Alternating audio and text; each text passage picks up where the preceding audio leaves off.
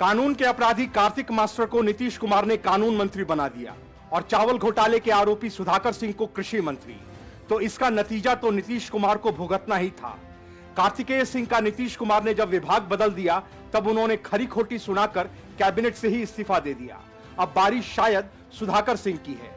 RJD के कद्दावर नेता जगदानंद सिंह के बेटे को बयानबाजी के लिए नीतीश कुमार ने टोका तो पलटकर उन्होंने नीतीश कुमार की फजीहत कर डाली और यह भी धमकी दे डाली कि इस्तीफा भिजवा दूंगा।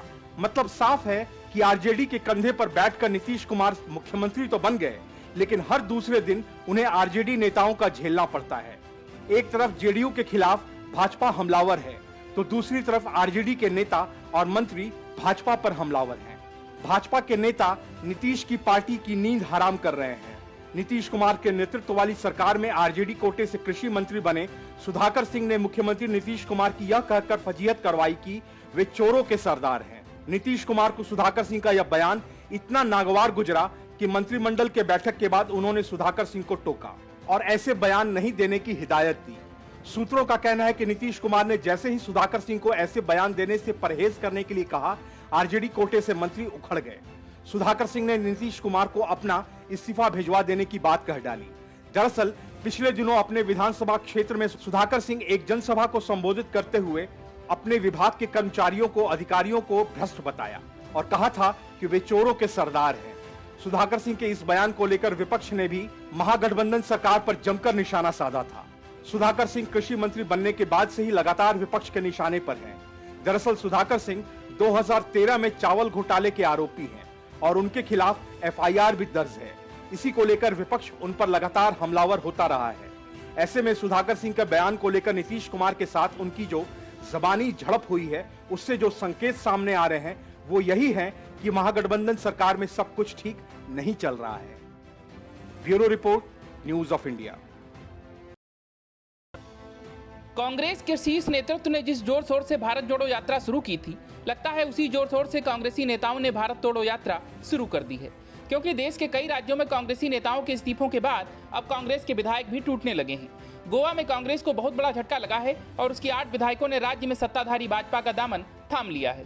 राज्य के पूर्व मुख्यमंत्री दिगंबर कामत और विधानसभा में नेता प्रतिपक्ष माइकल लोबो सहित कांग्रेस के 8 विधायकों को सीएम प्रमोद सावंत की मौजूदगी में भाजपा में शामिल कराया गया।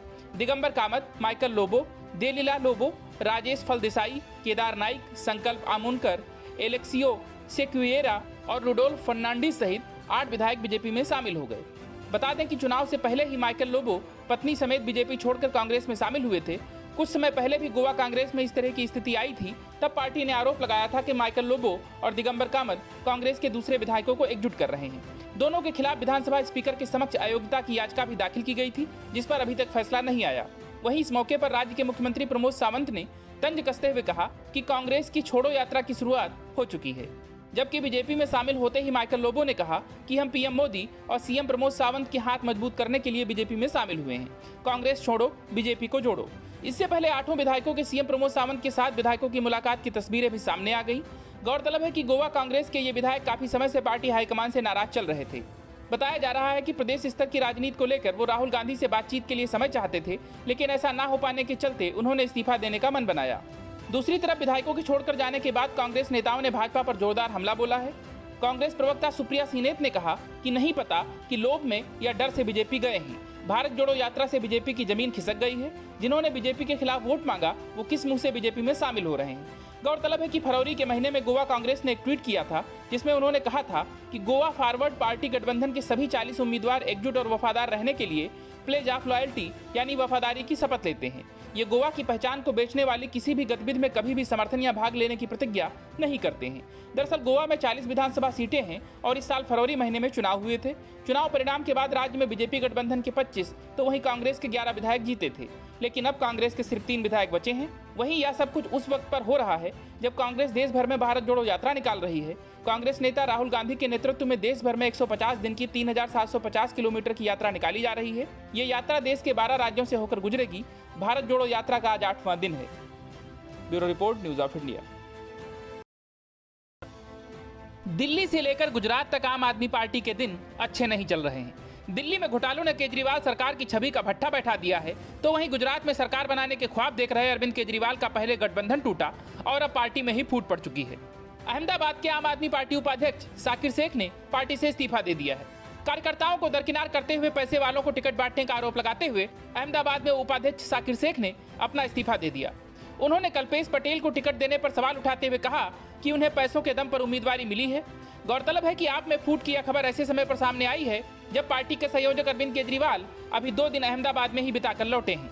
वहीं इससे पहले आम आदमी पार्टी को एक और बड़ा झटका तब लगा था जब भारतीय ट्राइबल पार्टी यानी बीटीपी ने चुनाव से कुछ महीने पहले ही उसके साथ गठबंधन तोड़ने की घोषणा कर दी। उसके 2 दिन बाद ही विधानसभा चुनाव से पहले जमकर मेहनत कर रही आम आदमी पार्टी को अब यह एक और बड़ा झटका मिला है।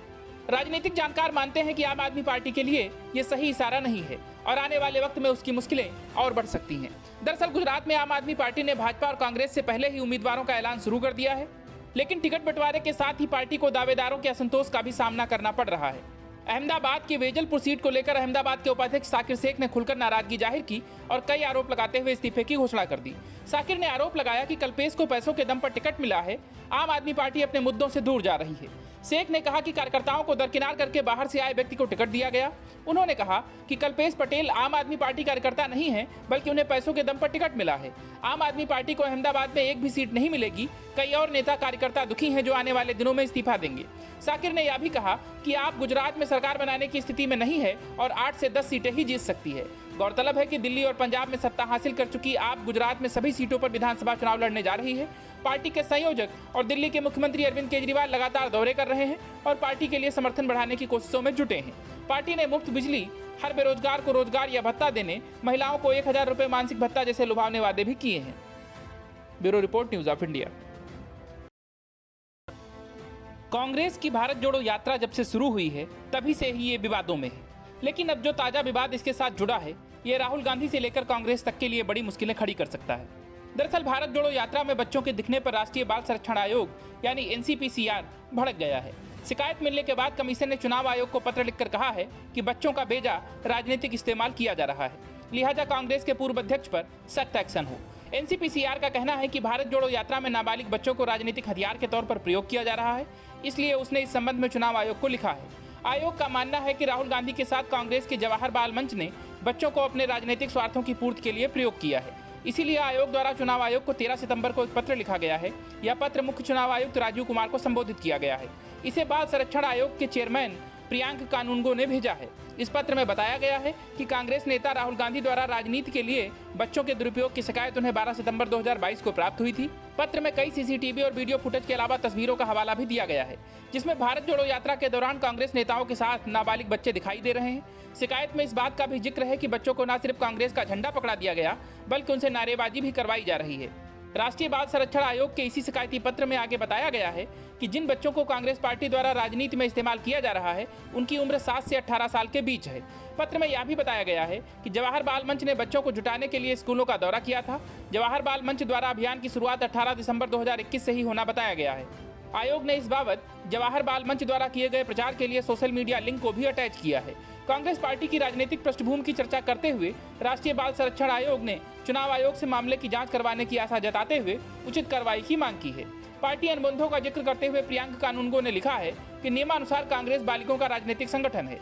राष्ट्रीय बाल संरक्षण आयोग के इस पत्र पर कांग्रेस ने आयोग के सदस्यों को संघ के इशारों पर चलने वाला बताया है। वहीं कांग्रेस नेता और राज्यसभा सदस्य जयराम रमेश के मुताबिक यह प्रयास भारत जोड़ो यात्रा को उसके लक्ष्य से भटकाने के लिए किया जा रहा है।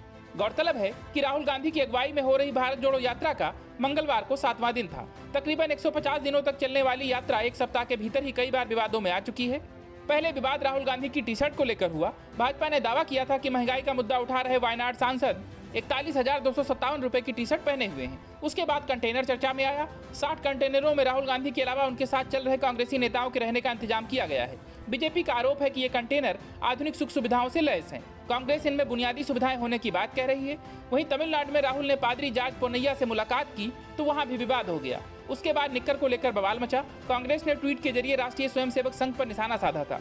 केरल के 2 क्रांतिकारियों गांधीवादी के.ई. मेमन और पद्मश्री पी. गोपीनाथन नायर के स्मारक को लेकर भी विवाद उठ खड़ा हुआ था।